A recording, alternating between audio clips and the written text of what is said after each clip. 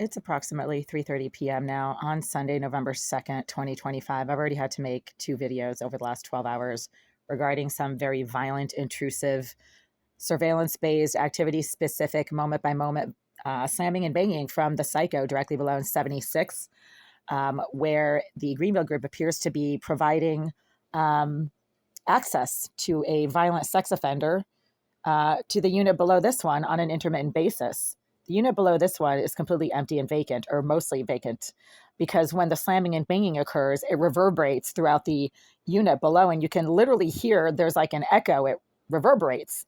Not only does the floor shake, but there's an echo directly below in 76 when this violent psychopath, who continues to be permitted by the Greenville Group's crooked Russian slumlord to access the unit below, there's no furniture and there, very little.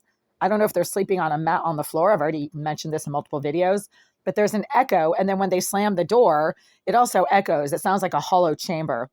I've made several videos over the last few weeks regarding the fact that the sex offenders who the Greenville Group choose to house in large numbers in this building for some strange reason, and in the building across the street, which is legitimately being leased apparently by the Department of Mental Health of Massachusetts, and houses large numbers of sex offenders, violent criminals, pedophiles, rapists, and psychopaths who then go out into the street and start screaming and shouting on the sidewalk for hours at a time. And you can see by their dysregulated behavior that these are not normal, everyday law-abiding citizens.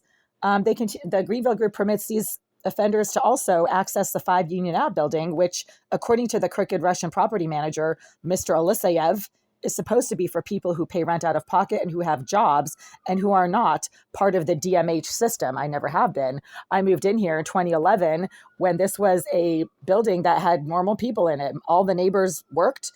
There were cab drivers and nursing students and graduate musicians from Berklee College of Music. There were like 3 saxophone players living in this building back in 2011. Well, one of them played the sax, one of them played the trumpet, and another one played the flute. And then the guy who played the flute moved across the street to 191. So this was like in 2011, 2012. This was a normal building complex, at least the 5 Union Ave building. I'm not sure about the 191 Green Street building. That always had a bunch of weirdos in it, even when I did move in, but not this one. And now they're allowing the sex offenders to access this building as well. And I've made videos over the last few weeks regarding the fact that every time I buy peanut butter, I love peanut butter. It's a great healthy snack. It's very filling. It's got all kinds of vitamins and minerals and healthy fatty acids in it. That container of peanut butter, within like a day of me bringing it home from the store, no longer smells like peanut butter, it smells like fish. And that's when I started taping up my peanut butter and hanging it from the ceiling, literally in bags that you see hanging up over there. Do you see those bags up there? See these bags? That's where I put my food, the non-perishable items, so that they don't get contaminated. I also tape up bags and then stick them in random places like up there, and then they don't get contaminated. So I've been having to hide my peanut butter. And when I hide the peanut butter and hang it from the ceiling, then it doesn't smell like fish and get contaminated within a day or two. It doesn't get contaminated at all. I've had this jar for over a week now, and it smells perfectly fine, like peanuts. However, over the last 20 minutes, while I've been sitting here eating it from the jar, there's a psycho directly below who's been violently reacting each time I put the spoonful of peanut butter in my mouth. These are sex offenders. I'm not sure what the connection is between sex offenders and peanut butter, but they seem to really react violently and aggressively whenever I try to eat peanut butter. And the peanut butter is one of the items that they contaminate. Right here, I have this giant pile of contaminated stuff that I can no longer use, including a water bottle, 2 jars of peanut butter that smell horrible. I'm not even going to open them. That's not contaminated. The bread was contaminated. It smells like dog shit. You know, food that shouldn't smell like anything bad at all, like bread and peanut butter. Peanut butter should smell like peanuts. My face powder, they always go for the cosmetics and the facial stuff. Of course, you have to put it on your face, right? My Q-tips are contaminated and they smell literally like a dead animal. I brought these home from CVS, I don't know, maybe 4 days ago. And then and they were fine. They were sealed. It was a sealed container. I left it out on the table for maybe a day or two. And then when I opened it again, it had been visibly tampered with, and now it smells like a dead animal. So there's 2 jars of peanut butter here that have been contaminated over the last few days. This one is practically brand new. It's still full.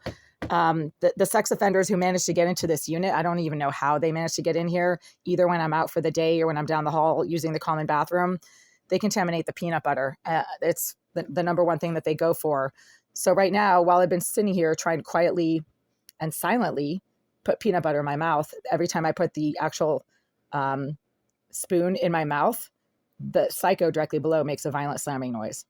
And I've made multiple videos about this before. I can't even put anything in my mouth without this low-life trash sex offender pig directly below becoming violent and aggressive. And there are no slamming or banging noises at any point before I put the peanut butter in my mouth. And there are no slamming or banging noises after I take the spoon out of my mouth. They have this thing with me putting things in my mouth. And I've made multiple videos about this, how I can't even eat in this unit without getting violently and aggressively intruded upon on a surveillance-based basis. Obviously, nobody would have any way of knowing that I'm putting peanut butter in my mouth unless there were some pretty significant surveillance devices around here. I mean, where in the world would the surveillance devices be? Your guess is as good as mine. I did find a surveillance device in my bathroom back in 2017, and it was tiny. It was the size of the tip of a Sharpie pen. I've mentioned this before. It was on the wall across from my toilet. And there could be like dozens of them throughout this entire unit. Where do you start to look, right? And all I know is that it happens every time I eat peanut butter. I think I have videos from a few weeks ago also saying that I was eating peanut butter and putting the spoon in my mouth. And as soon as I do that, the Psycho directly below 76 becomes violent.